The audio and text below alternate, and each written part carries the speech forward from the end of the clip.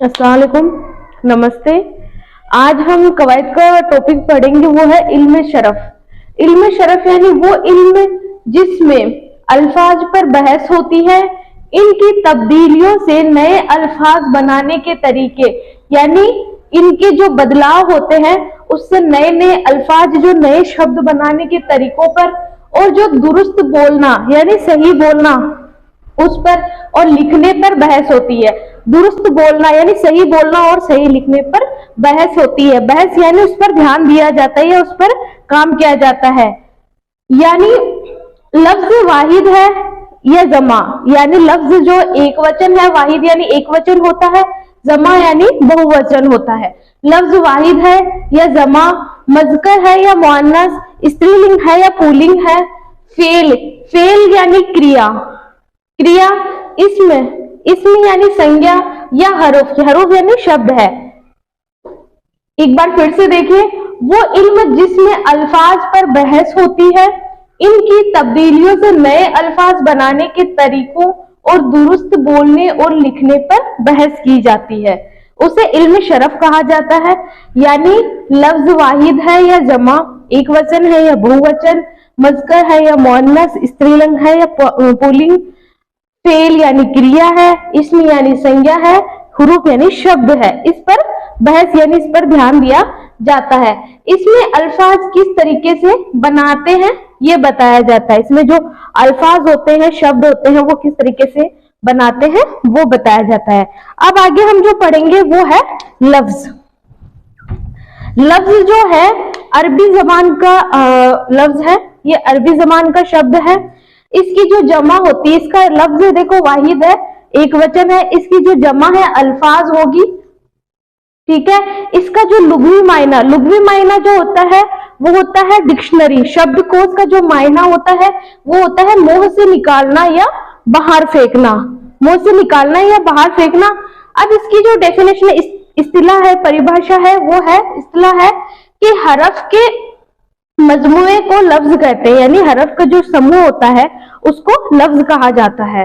दो या दो से ज्यादा मिलकर बने हरफ का मजमुआ, यानी दो हो सकते हैं या दो से ज्यादा जो हरफ का मजमुआ होता है, हरफ का समूह होता है, उसको लफ्ज कहा जाता है।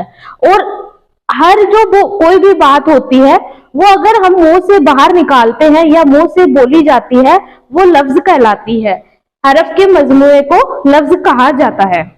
देखिए, अब हम जो आगे पढ़ेंगे वो है साखत के लिहाज से लफ्ज की अकसाम। साखत कह लो, चाहे आप इसको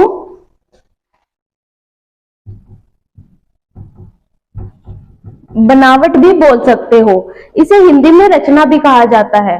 साखत, बनावट या रचना के लिहाज से लफ्ज की तीन अकसाम होती है। पहली होती है मुफरद, दूसरी होती है मुरक्कब, और जो तीसरी होती है वो होती है मुस्तक। आपको मैंने दो नंबर जो टॉपिक है, इससे पहले वाला टॉपिक, उसमें मुफरद और मुरक्कब के बारे में विस्तार से बताया है, जो हरूफ की दो अकसाम है बनावट के लिहाज से। वहां पे आप फिर एक बार दोबारा देख लीजिए। सबसे पहले हम पढ़ेंगे मुफरद। मुफरद एक वाहिद लफ्ज होता है, इसका मायने भी अकेला होता है। अब यहाँ देखिए कि जो मुफरद है ये किसी और लफ्ज से जुड़कर नहीं बने होते हैं पर पूरा मायना देते हैं, यानी किसी और लफ्ज से जुड़ के नहीं बने होते हैं, लेकिन ये अर्थ, इसका जो अर्थ होता है वो पूरा निकलता है, ठीक है। इनको दो हिस्सों में तकसीम नहीं किया जा सकता, मतलब इसके दो टुकड़े नहीं किए जा सकते या दो भागों में से नहीं बांटा जा सकता। जैसे मसलन के तौर पे आप देखिए, दिल, कलम, फूल, पानी। एक और आप इसका मिसाल देख लीजिए, जैसे खुश, खुश। अब आप इसको दो टुकड़ों में नहीं बांट सकते हैं, ठीक है। अब जो इसकी अगली अकसाम है या अगली जो किस्म है वो है मुरक्कब। मुरक्कब का मतलब होता है मिला जुला, और इसे हा हैया, हकारी और मखलूत भी कहा जाता है। अब यहाँ आप देखेंगे जो एक से जाहिद मुफरद लफ्जों से मिलकर बना होता है, एक से जाहिद यानी एक से ज्यादा मुफरद लफ्जों से मिलकर बना होता है, वो मुरक्कब कहलाता है। इसमें दोनों लफ्ज मायना देते हैं, यानी जो दोनों टुकड़े किए होते हैं वो मायना देते हैं, वो दोनों अर्थ देते हैं, सार्थक होते हैं। बा मायना का मतलब होता है सार्थक, जो सही होते हैं, दुरुस्त होते हैं। इसकी जो मतलब है वो देखिए, बेपर्दा, ईमानदार, खूबसूरत। जैसे आप बेपर्दा के टुकड़े कीजिए, बे जोड़ पर्दा, बे यानी बिना, पर्दा यानी पर्दा। अब इन दोनों में ये दोनों सार्थक है, बा मायना है, अर्थ दे रहे हैं। जैसे खुशी, खुश से बना आपका खुश नसीब।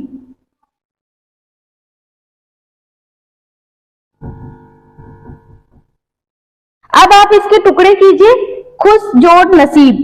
खुश भी बा मायना है और नसीब भी बा मायना है, यानी दोनों अर्थ दे रहे हैं। ठीक है। ईमानदार, ईमान जोड़ दार, ये दोनों इसका बा मायना है, अर्थ दे रहे हैं। खूबसूरत, खूब जोड़ सूरत, खूब जोड़ सूरत, दोनों बा मायना है, दोनों अर्थ दे रहे हैं, दोनों सार्थक है, इसलिए ये मुरक्कब होंगे, ये मिले जुले होंगे। ठीक है। कह सकते हैं आप इसे, ये अकेला होता है, ये मिला जुला होता है,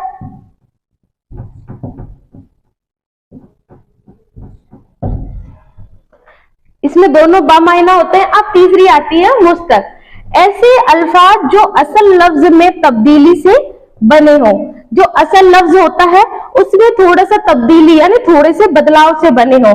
मसलन देखिए, बुराई, अच्छाई, जख्मी, जो इनका असल लफ्ज है वो है बुरा, इसमें एक अलामत जुड़ गई है ई। इसका जो असल लफ्ज है अच्छा, इसमें अलामत जुड़ गई है ई। जैसे बुरा जोड़ ई, अच्छा जोड़ ई, और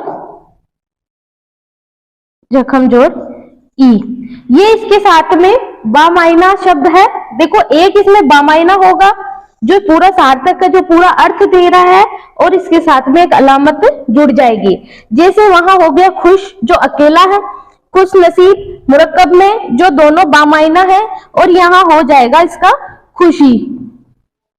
देखिए, इसमें एक जो है वो बामायना है और इसके साथ ये अलामत जुड़ गई है, ये अलामत जुड़ गई है। ठीक है, ये मुस्तक में आएगा। एक बार मैं आपको दोबारा से समझा देती हूं। मुफरद ये किसी और लफ्ज से जुड़कर नहीं बनते, पर ये पूरा अर्थ देते हैं, पूरा मायना देते हैं। इनको दो हिस्सों में तकसीम नहीं किया जा सकता, दो हिस्सों में नहीं बांटा जा सकता, ये अकेले होते हैं। जैसे एक एक शब्द आ रहा है, ये अकेले शब्द होते हैं। ठीक है। दूसरा हो गया मुरक्कब, ये मिलजुल के बने होते हैं। मिलजुल के मुफरद अल्फाज, मुफरद लफ्जों से मिलकर बने होते हैं। इसमें दोनों लफ्ज मायना देते हैं, जो दोनों लफ्ज है वो अर्थ देंगे, मायना देंगे। ठीक है, बामायना होते हैं दोनों। तीसरा है मुस्तक, ऐसे अल्फाज जो असल लफ्ज में तब्दीली से बने हैं, जो असल लफ्ज है। ठीक है, इसमें एक तो बामायना होगा, एक तो अर्थ देगा, और एक इसमें अलामत जुड़ जाएगी। देखिए, अब आगे ये है कि इंसान की जबान से निकलने वाले बोल को लफ्ज कहा जाता है। इंसान की जबान से जो भी बोल निकलते हैं उन्हें लफ्ज या शब्द कहते हैं। जबान से निकलने वाले जो अल्फाज होते हैं वो बामायना यानी सार्थक शब्द जिसे हिंदी में कहते हैं, और बेमायना जिसे हिंदी में निरर्थक शब्द कहते हैं, जिनका कोई मायना, जिनका कोई अर्थ नहीं होता है, दोनों होते हैं। यानी जबान से निकलने वाले अल्फाज बामायना और बेमायना दोनों होते हैं। मैंने आपको पहले बताया था कि लफ्ज की बनावट के लिहाज से लफ्ज की तीन अकसाम है, मुफरद, मुरक्कब और मुस्तक। बनावट को देखो, इसके जो मुतरादिफ लफ्ज हो जाएंगे बनावट को इंग्लिश में फॉर्म कहते हैं। फॉर्म यानी रचना। ठीक है, ये बनावट के मुतरादिफ लफ्ज हैं।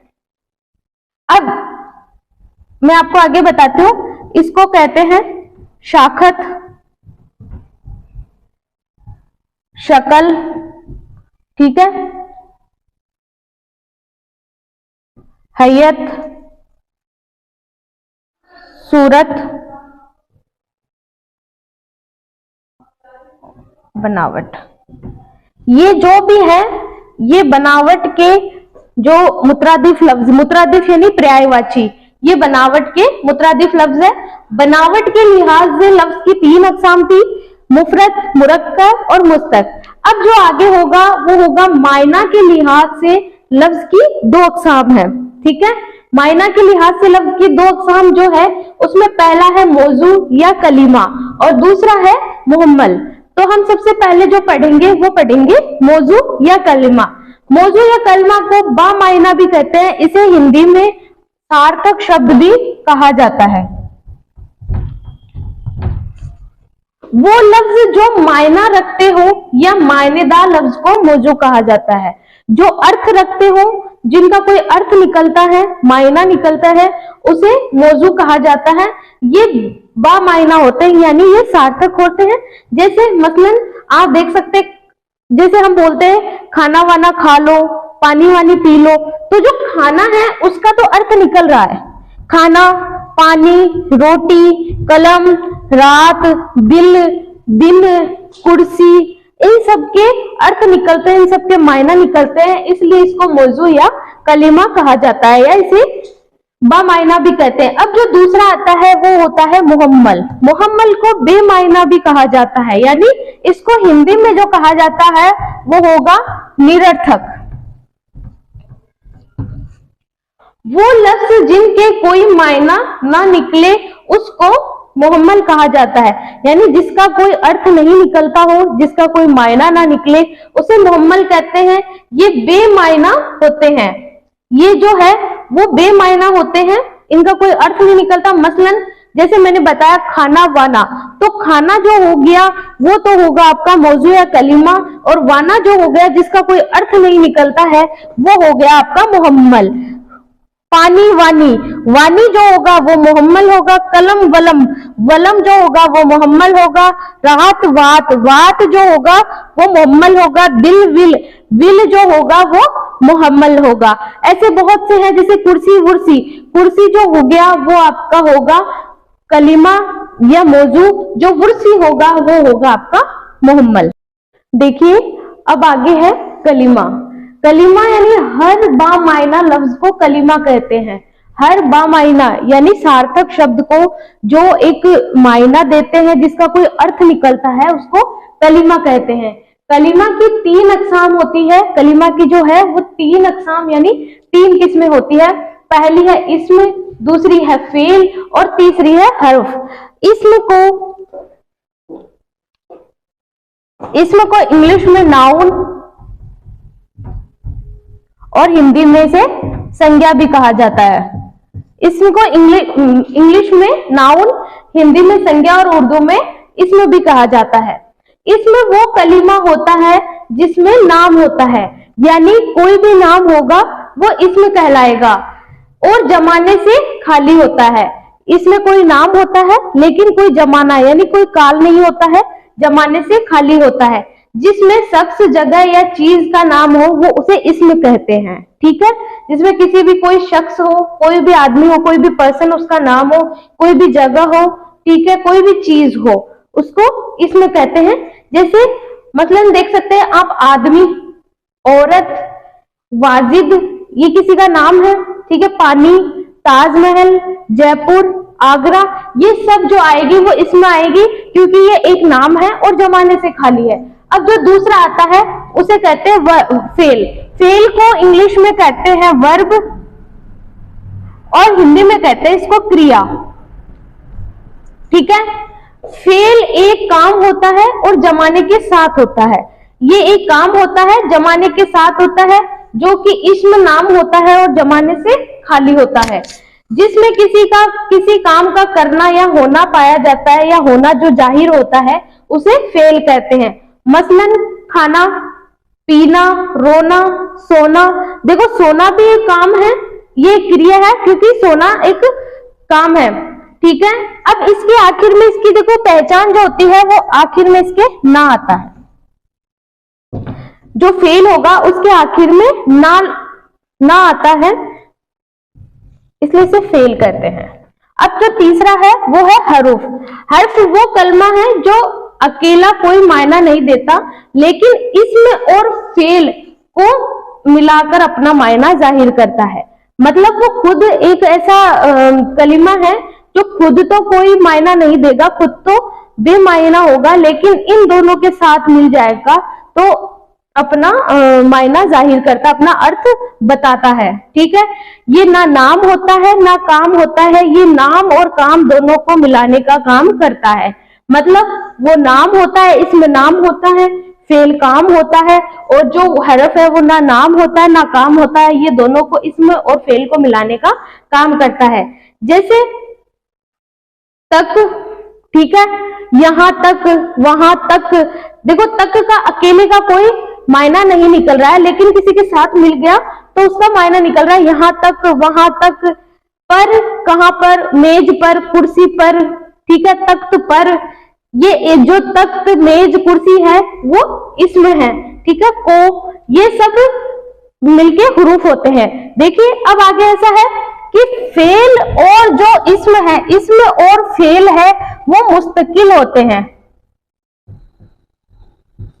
इसे मुस्तकिल कलीमा कहा जाता है। और जो हरफ है इसे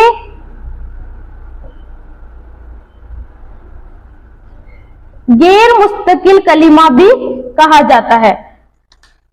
इसमें और फेल को मुस्तकिल कलीमा और जो हरफ को गैर मुस्तकिल कलीमा कहते हैं। देखो एक सवाल है कि जो बोलचाल की जबान है उसे क्या कहते हैं? बोलचाल की जो जबान होती है उसे इसमें कहा जाता है।